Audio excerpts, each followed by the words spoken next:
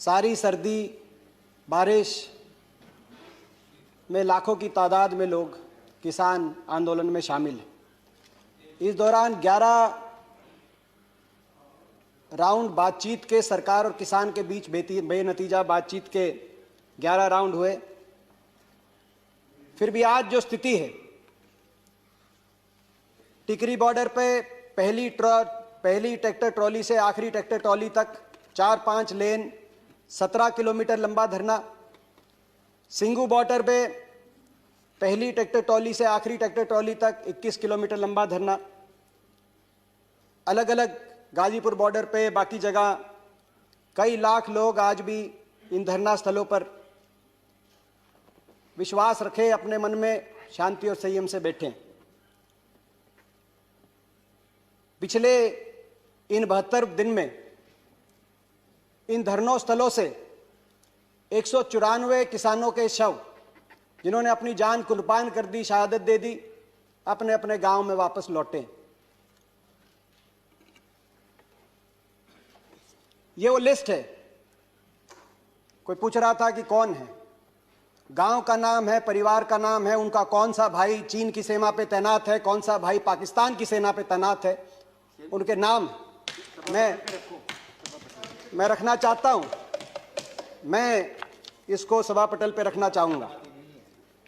यमुनानगर के स्वर्गीय रणदीप सिंह गुंदियाना गांव के, गड्डी गुजरान करनाल के स्वर्गीय राजेश चहल, जिसका भाई आज भी लद्दाख में तैनात है। पाई के स्वर्गीय अजय ढुल, बड़ौदा गांव के भाई स्वर्गीय भाई अजय कुंडू, जिनके मैं घर गया, लगभग इनके परिवारों से मिलने गया, जिनके घर पे एक उनकी विधवा और 3 बच्चे। विधवा इतनी पढ़ी लिखी भी नहीं है, कोई नौकरी कर पाएगी।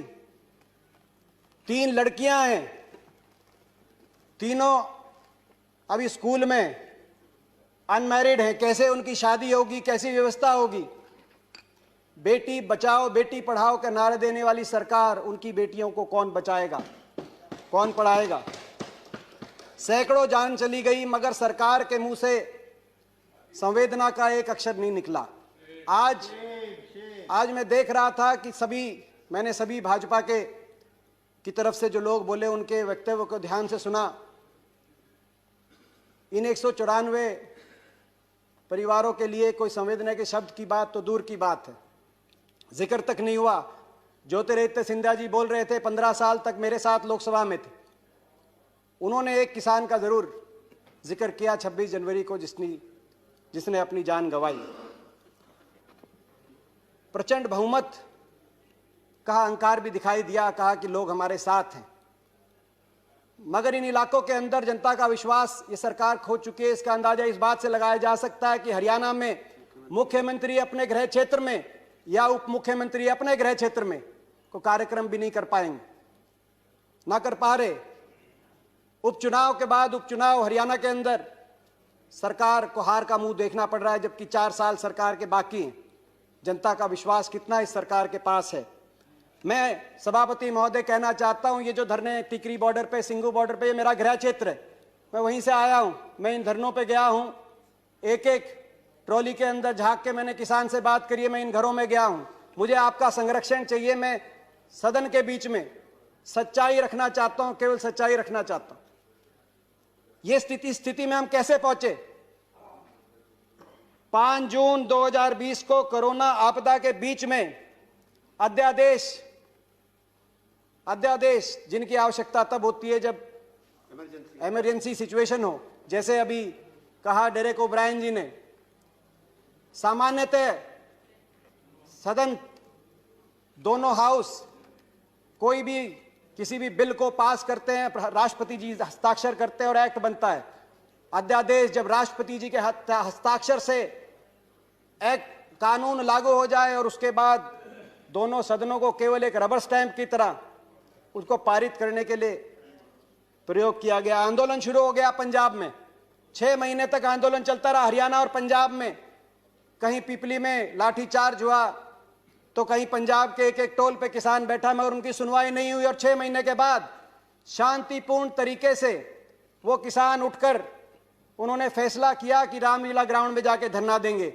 आज कुछ लोग पूछते हैं कि यातायात की इतनी परेशानी हो रही है, बॉर्डर्स पे बैठे हैं। ये बॉर्डर्स पे बैठने नहीं चले थे, ये रामलीला ग्राउंड वही रामलीला ग्राउंड जहां सभी राजनीतिक दलों को अधिकार है, जहां देश की सरकार के विरोध में बड़े बड़े आंदोलनों की गवाही वो रामलीला ग्राउंड देता है। जयप्रकाश नारायण आंदोलन से लेकर अन्ना आंदोलन तक वहां बैठ के धरना देने के लिए आना चाहते थे। शांति प्रिय तरीके से चले। हरियाणा की सीमा में जैसे ही आए, कोई प्रोवोकेशन नहीं था। हरियाणा की सरकार ने हमलावर हो गई। हरियाणा की सरकार सोचा था, उस समय किसान केवल शांति से जा रहे थे, सोचा था रोक लेंगे, मगर ये वही खून है जो देश की सीमा पर दुश्मन की गोली और गोलों के सामने छाती अड़ाए खड़े हैं, उनसे पीछे नहीं हटते। सरकार की लाठियों से, आंसू गैस से और वाटर कैनन से पीछे नहीं हटने वाले थे। चलते बढ़ते गए, दिल्ली की सीमा पे आए। 25 नवंबर को दिल्ली की सीमा पे पहुंचे। वहां पर देश की राजधानी की सीमा सील कर दी गई और वहां से धरना शुरू हुआ। उसके बाद सारी सर्दी, बातचीत पे बातचीत, तारीख पे तारीख, बेनतीजा बातचीत। और आखिरी दौर में भी जब 11वां राउंड हुआ तो सरकार ने बातचीत एक तरफा अपनी तरफ से बंद करी और अपमानित करके 5 घंटे तक बैठे रहे सारे किसान संगठनों के प्रतिनिधि। और 5 घंटे के बाद उनको बताया गया टेलीफोन पे कि सरकार की तरफ से बातचीत समाप्त हो चुकी है। उसके बाद उठ के गए। 26 जनवरी की घटना का जिक्र हुआ। 26 जनवरी को जो कुछ भी हुआ, लाल किले पे जो हुआ वो असहनीय। कहीं कोई उपद्रव होता है, असहनीय। उसकी जांच भी होनी चाहिए, जो दोषी भी हो उनके खिलाफ कड़ी से कड़ी कार्रवाई भी होनी चाहिए। लेकिन न्याय का तकाजा है, दोषी तो बचे नहीं मगर निर्दोष फंसे नहीं। यह व्यवस्था है न्याय की हमारे देश में। 26 जनवरी की जब घटना आई तो इस घटना की निंदा सारे किसान संगठनों ने करी। उन्होंने सबने अपने आप को इस घटना से अलग कर दिया और कहा जो दोषी हैं उच्च स्तरीय निष्पक्ष जांच हो। तरह तरह के लोगों के नाम सामने आ रहे हैं। कई लोग कुछ राजनीतिक दल से संबंधित भी हैं, कई लोग कईयों के इलेक्शन एजेंट भी रहे हैं, मगर मैं आज उस विषय में नहीं जाना चाहता।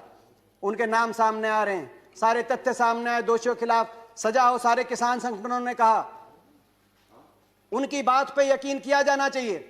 इसीलिए किया जाना चाहिए कि ये 2.5 महीने से बैठे, मेरे इलाके में बैठे, मेरे गृह क्षेत्र में बैठे हैं। 2.5 महीने में पुलिस के थानों से आप पता करा लिए सभापति महोदय, लाखों की तादाद में बैठे हैं।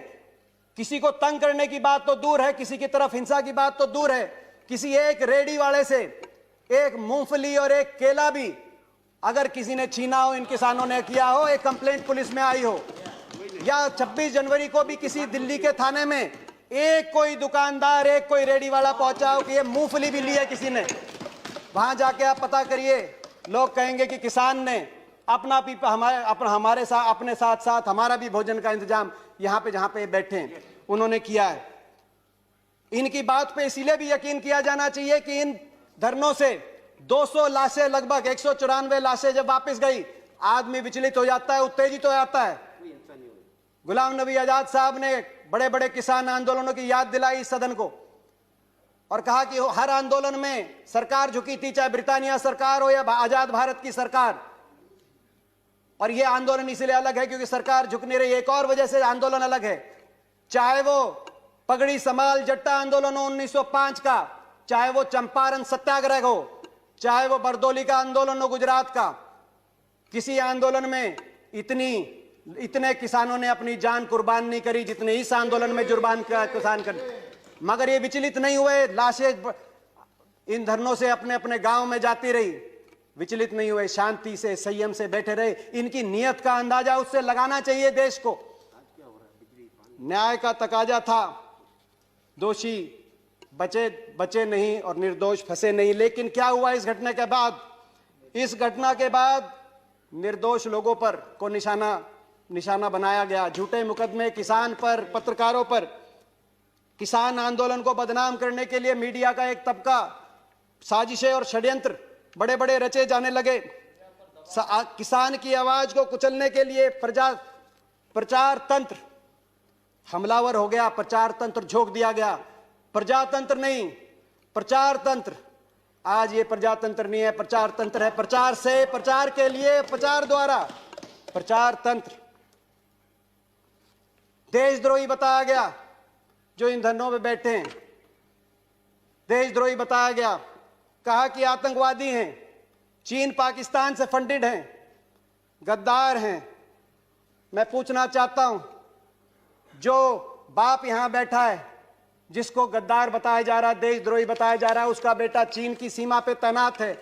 अगर वो गद्दार है तो वो उसका बेटा क्या है? मैं सदन से पूछना चाहता हूं। मैं माननीय रक्षा मंत्री से पूछना चाहता हूं, ये जो दिल्ली के आसपास का इलाका है, हरियाणा, पंजाब, पश्चिमी उत्तर प्रदेश, राजस्थान, जय जवान जय किसान को चरितार्थ करती हुई भूमि, मुझे गर्व है। मैं इस भूमि का एक बेटा हूं, मैं किसान का बेटा हूं। ये भूमि, ये वही भूमि है। मैं केवल हरियाणा की बात करूं, हर 10वां सैनिक फौज का आज भी हरियाणा से। 20% हमारे खाद्य भंडार आज हरियाणा का किसान मेहनत करके 20% खाद्य भंडार भरने का काम करता है। देश के लिए 40% मेडल, चाहे ओलंपिक हो, कॉमनवेल्थ हो, एशियाई खेलों में हरियाणा के खिलाड़ी लाने का काम करते हैं। जब ओलंपिक में और एशियाई खेलों में उस किसान का बेटा देश का झंडा ऊंचा करे, उस किसान का बेटा जब सीमाओं से तिरंगे में लिपट के शहादत देकर वापस आए, आज उस किसान को तिरंगे के ऊपर उपदेश दिए जा रहे हैं। मैं पूछना चाहता हूं, उससे ज्यादा कौन देशभक्त हो सकता है? मैं पिछले हफ्ते बताऊं, मैं अपने इलाके की बताना चाहता हूं, इस इलाके के बारे में। मैं पिछले हफ्ते में मेरे क्षेत्र में, मेरे गृह क्षेत्र में 3 डेड बॉडी आई, एक अरुणाचल से, एक लद्दाख से। सिवाना गांव बेरी के अंदर बीएसएफ के जवान शहीद सचिन, गांव जूडी कोसली के अंदर शहीद दीपक कुमार यादव, और खरखड़ा गांव के अंदर शहीद कैप्टन जगतार सिंह। 3 बॉडीज वापस आई, 3 बॉडीज देश की सीमाओं से वापस आई, शहादत दिए। और 1 दर्जन किसानों की, उनके परिजनों की डेड बॉडी दिल्ली की सीमाओं से उन्हीं गांव में वापस गई। मगर दुर्भाग्य यह है उसी जवान को, उस जवान और उस किसान को आमने सामने खड़ा कर दिया गया है। उनके बीच में कंक्रीट की दीवार और कीलें लगा दी गई हैं। मैं कहना चाहता हूं सरकार से, दिल्ली की सीमा पर लगी हुई ये कीलें लोकतांत्रिक मूल्यों के ताबूत में सियासत की कीलों के रूप में आपने लगाई हैं। मगर यह भी मैं बोलना चाहता हूं आपसे, हृदय से बोलना चाहता हूं, लाठी तंत्र कभी लोकतंत्र को नहीं हरा सकता। देश का अन्नदाता कभी धनाढ्य और उद्योगपतियों का गुलाम नहीं बन सकता। इन कीलों को, इन नफरत की कीलों को किसान, इन नफरत के कीलों को जो उगाया है सरकार ने, नफरत की कीलों की जो खेती की है, इसकी भी कटाई किसान अपने प्यार की दराती से करना जानता है। इस सब के बाद भी सच आएगा। सच में ताकत है, सच आएगा। इंटरनेट, आज मेरे पूरे इलाके के अंदर इंटरनेट बंद है। आपके इंटरनेट, आपकी दीवारें, आपके पहरे, आपकी कीलें सच को रोक नहीं पाएंगी। सच बाहर आएगा, एक दिन सच जरूर आएगा और हम न्याय और अन्याय की लड़ाई जरूर जीतेंगे। एक आशा जगी थी प्रधानमंत्री, 3-4 दिन पहले एक बात आई प्रधानमंत्री जी की तरफ से कि मैं दूर नहीं हूं, एक टेलीफोन कॉल, मैं बहुत नजदीक हूं, एक टेलीफोन कॉल की इंतजार है। आशा कुछ जगी थी। मगर मैं पूछना चाहता हूं, उसके बाद 4-5 दिन से हुआ विपरीत। जैसे ही प्रधानमंत्री जी ने यह कहा, अगले दिन सीमेंट की मोटी मोटी दीवारें, 15-15 बैरिकेड लेयर की बैरिकेडिंग, हजारों की तादाद में हथियारों से लैस पुलिस बल, और यहां तक कि इंटरनेट, मेट्रो, बिजली, पानी और शौचालय की जो टेम्परेरी टॉयलेट लगे हुए थे, वो फैसिलिटी भी वहां से अगले दो प्रधानमंत्री जी के बाद के तुरंत बाद हटा दी गई। शौचालय, स्वच्छ भारत का नारा देने वाली सरकार, जहां इन धरनों से लाखों किसान जहां डटे हुए हैं, वहां से शौचालय को भी हटवाने का काम कर रही है, दुश्मन की फौज को भी सरेंडर कराते हैं, वहां भी पानी का और शौचालय का इंतजाम कराते हैं। मैं पूछना चाहता हूं, ये कौन है? प्रधानमंत्री जी तो कह रहे हैं कि हम किसान के नजदीक है, बाय एक फोन कॉल दूर हैं। मैं पूछना चाहता हूं, कौन है जो मगर प्रधानमंत्री जी और किसान के बीच में ये दूरियां पैदा कर रहा है पिछले 3-4 दिन में? ये किसान देश की राजगद्दी पे कब्जा करने नहीं आए। ये किसान क्या मांग रहे हैं? ये केवल ये मांग कह रहे हैं कि जो सरकार ने दिया उसको भी लौटाना हम चाहते हैं। जो जिस हाल में हम थे, जो हमारे पास बचा था, उनको इन 3 कानूनों के माध्यम से ना छीनो, केवल ये गुहार करने आए हैं। किसान आखिर आपसे क्या मांग रहा है? एमएसपी को बचाने की और उसको मजबूत करने की लड़ाई किसान लड़ रहा है। वही एमएसपी जो संविधान सभा में 1948 में सबसे पहले मेरे स्वर्गीय दादाजी चौधरी रणबीर सिंह जी ने जिसकी मांग करी थी कि किसान को न्यूनतम समर्थन मूल्य उसकी फसल पे देना पड़ेगा, किसान को बचाना है, तो उस एमएसपी को मजबूत करने, उस एमएसपी को बचाने के लिए किसान लड़ाई लड़ रहा है।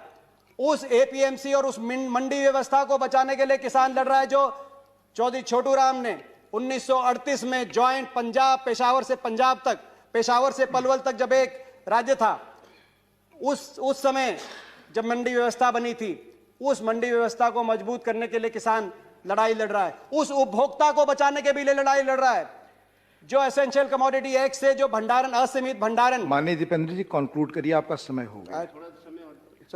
ऑलरेडी समय अधिक हो गया। हाँ, समय अधिक हो गया। तो उस उपभोक्ता को बचाने के लिए भी लड़ाई लड़ रहा है। जो उपभोक्ता, जो असीमित भंडारण, जमाखोरी की छूट के बाद किसान कह रहा है कि मुझसे अगर आप सस्ते में खरीद कर उसको भंडारण करके और उपभोक्ता को बहुत महंगे में बेचेंगे तो जो मुनाफाखोरी होगी उससे उपभोक्ता को भी बचाना है। उस उपभोक्ता के लिए भी किसान लड़ाई लड़ रहा है। किसान ये लड़ाई लड़ रहा है। आज किसान इनके साथ साथ अपने स्वाभिमान, अपने आत्मसम्मान की भी लड़ाई लड़ रहा है। मैं सदन के माध्यम से इस सरकार से एक किसान के बेटे होने के नाते हाथ जोड़ के मैं कहना चाहता हूं, स्थिति की गंभीरता समझें। अपनी प्रजा की बात मानने से कोई शासक छोटा नहीं होता। अपनी प्रजा की बात मानने से कोई सरकार, किसी सरकार की हार नहीं होती। किसान की बात समझे, किसान के इन 3 कानूनों को वापस ले सरकार। किसान के ऊपर झूठे मुकदमे जो बने, उन मुकदमों को सरकार वापस ले और बड़ा दिल दिखाए। मैं कंक्लूड करता हूं अभी। उन मुकदमों को भी वापस ले सरकार, बड़ा दिल दिखाए। सरकार को बड़ा दिल दिखाना पड़ेगा ताकि देशभक्त किसान के दिल में कोई अविश्वास पैदा ना हो, कोई अविश्वास पैदा होने की गुंजाइश ना हो। मैं इसके साथ साथ ये भी कहना चाहता हूं, जिस तरीके से इस आंदोलन को बदनाम करने के रंग दिए गए, मैं एक उदाहरण देके प्लीज एक उदाहरण देके मैं अपनी बात खत्म कर रहा हूं। मेरी पार्टी का टाइम, एक उदाहरण देके अपनी बात खत्म कर रहा हूं। एक अखबार में आज एक अखबार में बात छपी, दैनिक भास्कर अखबार में। अंदाजा लगाएं आप कि कौन बैठे हैं। मुझसे पूछा गया अभी कि कौन बैठे हैं यहां पर। कहा गया बीजेपी की तरफ से। फिक्र, बड़ौदा के 78 साल के पति का हाल जानने आंदोलन में पहुंची रामरती। 54 दिन के बाद पति को देखकर छलके आंसू। बोली, बालका के बाबू तू ठीक से? 54 दिन। मैं सरकार को कहना चाहता हूं, किसानों की बात माने हाथ जोड़कर, और आत्ममंथन भी करे सरकार। यह आत्ममंथन का भी समय है सरकार का। आप आत्मनिर्भर की बात कर रहे हैं। अभी बोल रहे थे कि भाई किसान के लिए क्या किया। ये वही किसान है। आजादी के समय 30 करोड़ का पेट पालने के लिए बाहर से आपको लाना पड़ता था ना। आज 135 करोड़ देश का पेट पालने का काम। सभापति, मुझे आखिरी वाक्य। 135 करोड़ देश का पेट पालने का काम सरकार, ये किसान करते हैं और फिर भी एक्सपोर्ट की गुंजाइश रखते हैं। आत्मनिर्भर इन्होंने बनाया है। आत्मनिर्भर बनाने की आप बात करते हो। मैं चेतावनी देके आपको अपनी बात समाप्त करता हूं। आत्ममुग्ध सरकारें, भूपेंद्र जी आप तो हिंदी के ज्ञाता हैं, आत्ममुग्ध सरकारें आत्मनिर्भर भारत का निर्माण नहीं कर सकती, ये चेतावनी मैं देना चाहता धन्यवाद। हूं। और धन्यवाद। एक वाक्य के साथ धन्यवाद। अपनी बात धन्यवाद। खत्म करता हूं। जय जय जवान, जय किसान, जय हिंदुस्तान। धन्यवाद दीपेंद्र जी। ऑनरेबल श्री विनय विश्वम जी।